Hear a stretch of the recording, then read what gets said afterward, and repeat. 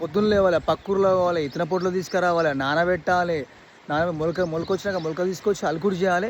అలుకుడు చేస్తే ఎట్లా వస్తుందో చూపిస్తారు ఆ రోజు. అలుకుడు చేసినాం కదా, మన వరి వేరే వారికి జాగ్రత్తగా చూసుకోవాలి. ఎందుకు చుట్టుముట్టు పొల కట్టుకున్నాం, కట్లకు మన కవర్లు కట్టినాం. ఎందుకు కోతులు వస్తాయి, రాత్రిపూట అడుగు పందులు కూడా వస్తాయి. వరి జాగ్రత్తగా చూసుకోవాలంటే వరి వచ్చేంత వరకు మనం జాగ్రత్తగా కాపాడుకోవాలి. మా తాత వస్తాడు, ఆ చింత చెట్టు కింద కూర్చుతాడు, చింత వేసి కూడా కూర్చుంటాడు. ఏమనంటే కలిసిష ఆయనకి అద్దప్ప వేరే ఉండదు, ఇక పట్టించుకోడు. ఇక కష్టపడి వ్యవసాయం చేస్తే 6 నెలలు చేత చేస్తే మళ్ళీ 6 నెలల పంట కోసి చేను కోసిన తర్వాత ఒడ్లు తీసుకపోయి ఎక్సైజ్ కాడ పోస్తే ఆడొక 2 నెలలు మళ్ళీ వంకాయలు జోకాలి అని బతలాడుకుంటూ కింద గులాంగిరి చేసినట్టు. మళ్ళీ లాస్ట్కి వస్తే 2 కిలోలు 3 కిలోలు బస్త కట్టు, మిగిలేది ఏముండదు. 6 నెలలు చేతి చేస్తే అంతే. లాస్ట్కి వస్తే అప్పులు తప్ప ఏముండవు. ఇక ఇదే మొలమాటు.